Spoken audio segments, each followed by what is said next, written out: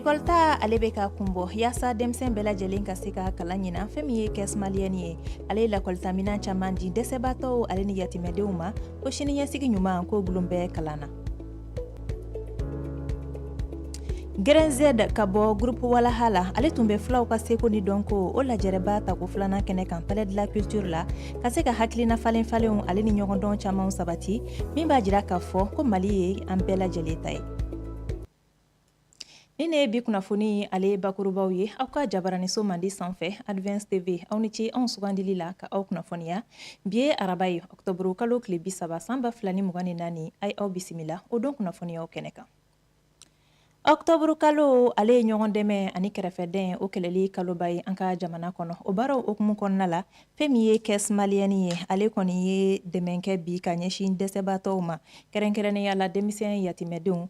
Kɛs maliyɛni ka baara min don a bɛ fɔ olu ma ko section de la centrale démocratique olu de ye dɛmɛ kɛ bi fɛn min kɔni ye lakɔlita minan caman ye ka se ka o di yatimɛdenw ale ni dɛsɛbatɔw ma baara in ale bɛɛ lajɛlen kɛra bi sɔgɔmada in na fɛn min kɔni ye kɛnɛya ale ni adamadenya yiriwa minisiri ye colonel Asa Bajalo Ture ale tun bɛ a kɛnɛ kan ko in labɛnbaw ka fɔ la ko denmisɛn kulu bɛɛ lajɛlen kɔni kan ka kalan ɲina kalanta o waatiw la an ka kunnafoni ɲininaw olu tun bɛ a kɛnɛ kan Isa Sise ani Kɛrfa Sidibe olu bɛ caman ɲɛfɔ ye. Ni ɲɔgɔn dɛmɛ min bɛ a tako duurunan na ale bɛ tali kɛ oktoburu kalo la min ye ɲɔgɔn dɛmɛ ani den kɛrɛfɛ kɛlɛli kalo ye mɔgɔ minnu kɛra sababu ye ka nin waleya in bila sen kan olu b'a fɛ ka dɛmɛ don u baara ɲɔgɔn tanyane somɔgɔw ma. An bɛ kalo min fana nin ɲɔgɔn dɛmɛ kalo ye ani den kɛrɛfɛli kɛlɛli kalo ye nin bɛɛ lajɛlen b'a dɔn fasaya ka jugu basaya ka jugu anw baarakɛ ɲɔgɔnw de don ala y'u miniji dɔgɔya école sera an b'an gɛlɛya u denw ɲɛ kana mɛn sira la o ɲɛ kana mɛn sira la cogo min an ye laɲini kɛ vraiment ka école minɛnw san ka du fana ma kun na an denw kɛɲɛ. U bɛ taa denmisɛn maa 150 minnu ye minɛn sɔrɔ ka kɔ kalanta ɲɛ. Minɛn dira ma sisan an bɛ kalan de kɛ ka mɔnɛ bɔ jamana la an bɛ CMS baarakɛlaw yɔrɔ fo ka nin hakilina in na. Minnu ye nin hakilina in sɔrɔ vraiment ala de b'u sara parce que an tɛ se ka fosi f'u ɲɛna san o san u b'an wele k'a d'an ma ni cɛ sara n'a baara a ka baarakɛyɔrɔ mɔgɔw bɛ to ka cadeau di ma u b'a yir'i la k'a fɔ k'u ma ɲinɛ u kɔ ala k'u bolo mɛn u ka baara la u k'a bila kɔrɔ ye u kan'a bila bana ye. Ministère nana ko a yiru la ko nin kɛwale ɲɔgɔn dɛmɛ kalo ani den kɛrɛfɛli kɛlɛ kalo in na k'a yiru la k'u ye baara min kɛ an ye nin de fɔ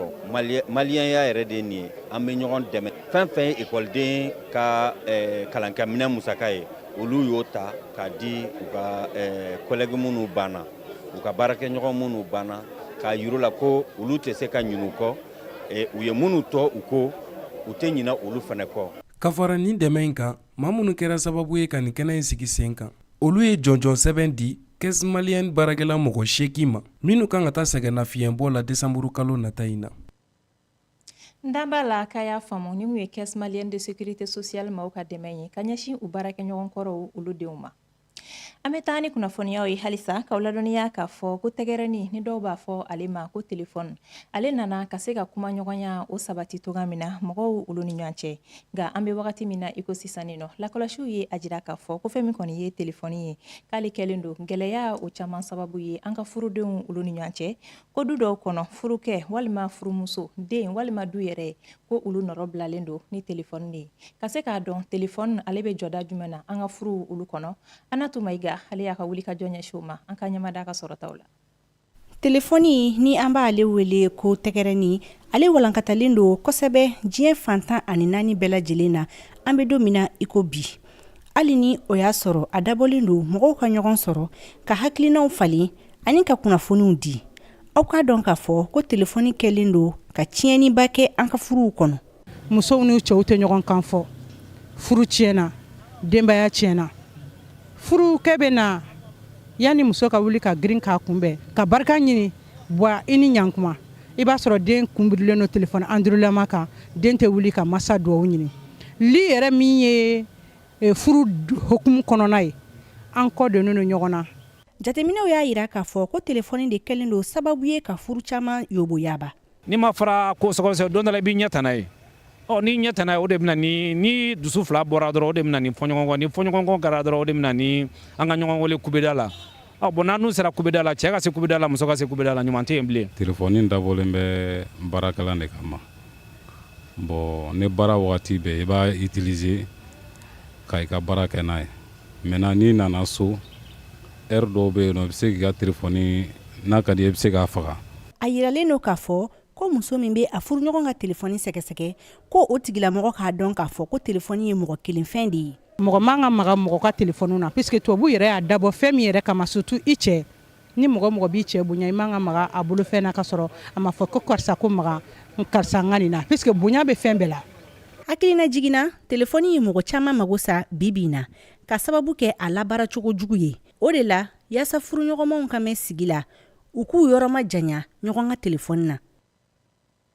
I n'a fɔ an y'a fɔ aw ɲɛna cogoya min na kunnafoni daminɛ la fɛn min ye filaw ka seko ni dɔnko lajɛrɛba o tako filanan o tun bɛ senna palais de la culture Amadou Hampâté-Bâ la n'a bɛ fɔ ale ma ko festival expo art Pulagu fɛn min ye Grɛnzɛd ye ka bɔ groupe Walaha la ale tun bɛ a kɛnɛ kan ni ka se ka hakilina falen-falenw ale ni ɲɔgɔndɔnw o kɛnɛw sabati tɛ olu ni laadala dumuniw kunna minnu bɛ a jira k'a fɔ ko maliden bɛɛ lajɛlen ye kelen ye an ka kunnafoni ɲininaw tun b'o fana kɛnɛ kan Isa Sidibe ani Kɛrifa Sidibe.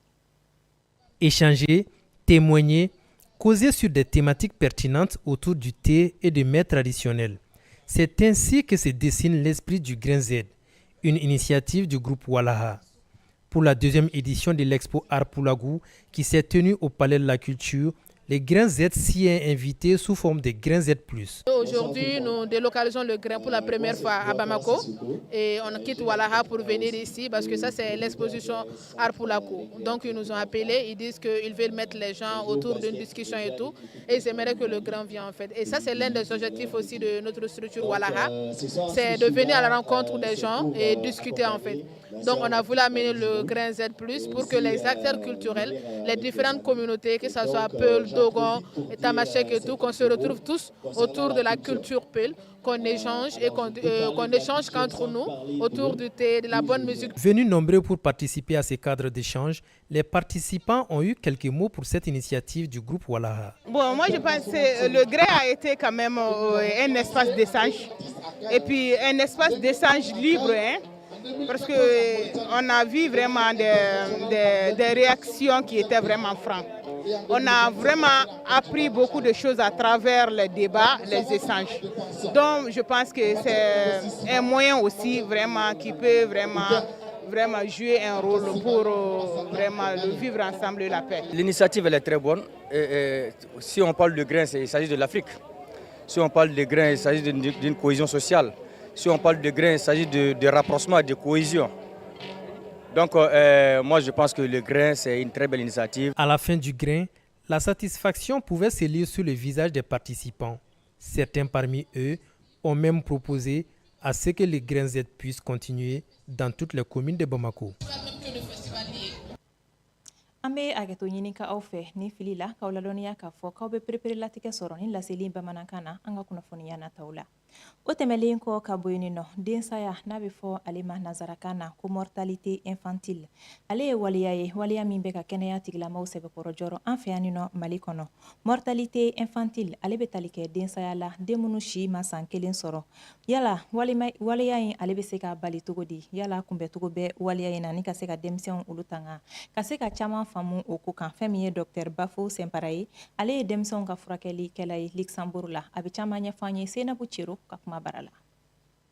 Den fitininw ka tanyani ye gɛlɛya ye Mali kɛnɛyako la ale ni farafina tilebiyanfan jamana caman na. A bɛ tali kɛ denyɛrɛninw walima den fitininw ka tanyani na minnu si yɛrɛ ma san 1 sɔrɔ fɔlɔ wa fɛn min ye kun damadɔ ye a bɛ tali kɛ olu la. Ni den fitinin wolola ni malformation ye n'o ye défaut ye ka den wolo ni défaut ye o y'a kun dɔ ye. Jin gɛlɛyara jigini gɛlɛyara den fitinin nana a ma se ka fiɲɛ sɔrɔ teliya la ayiwa u bɛ se ka kɛ sababu ye den fitinin caman bɛ yen u bɛ kasara u bɛ fatu ayiwa ni den muso jiginna fana k'a sɔrɔ ayiwa a jigin kuma ma se an b'a fɔ o ma prématurité o tɛmɛnen kɔ balo ka dɛsɛ denw na malnutrition n'an b'a fɔ malnutrition ni balo ma den labɔ a farikolo fanga bɛ dɔgɔya a bɛ se ka bana kɔnɔboli bɛ se k'a minɛ fɔɔnɔ bɛ se ka fara o kan bana caman bɛ se k'a sɔrɔ wa a caman bɛ yen a kasara ka teli ni dɛmɛ ma don a la dɔgɔtɔrɔw fɛ teliya la a kun wɛrɛw b'a la i n'a fɔ denbatigi saya yɛrɛ jiginni senfɛ ala kana kɛ fiyewu ni denbatigi fatura muso fatura jiginni senfɛ kojugu don. walasa ka den fitininw ka tanyani bali waliya damadɔw bɛ yen nɔ minnu kan ka matarafa. an ka fɛɛrɛ bɛɛ kɛ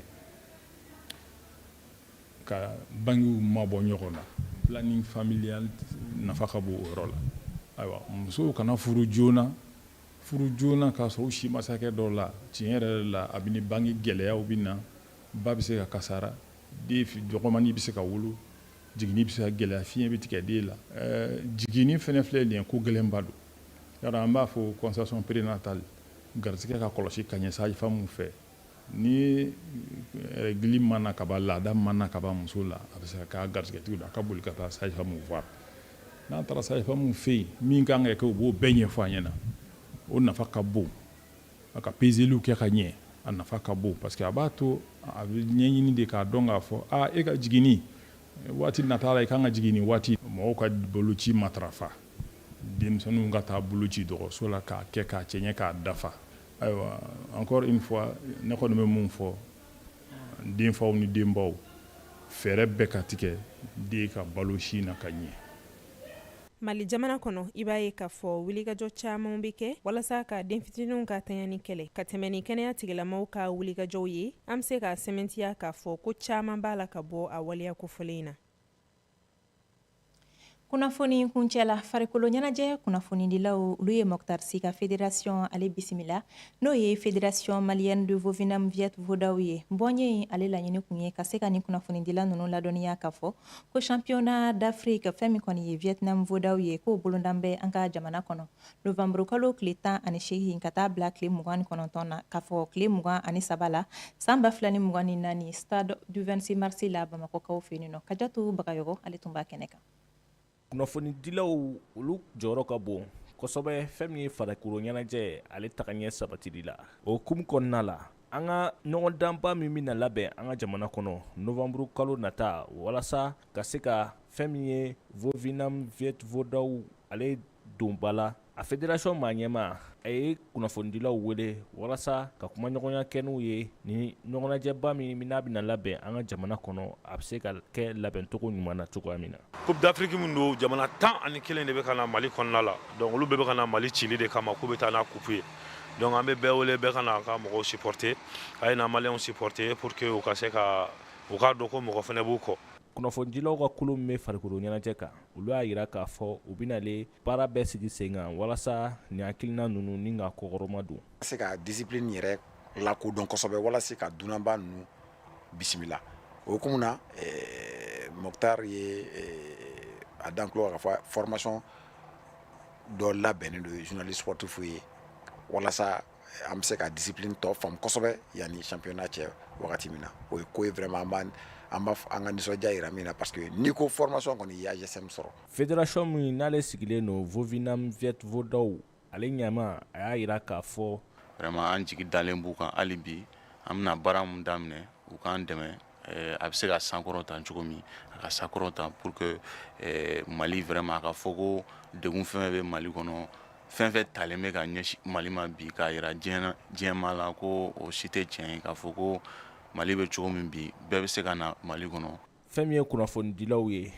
u ka fara u kan ka nin baara ninnu kɛ a bɛna kɛ sababu ye ni ka u ka baaraw ni ka dɔ fara a yankan kan. An sera ka fɛn minnu sɔrɔ ka jira aw la bi kunnafoni nasira la o de ye nin ye aw ni ce advance sugandili la ka aw kunnafoniya a ye to anw filɛli la wasabaw ye jabaranin ko la ala ka Mali lakana.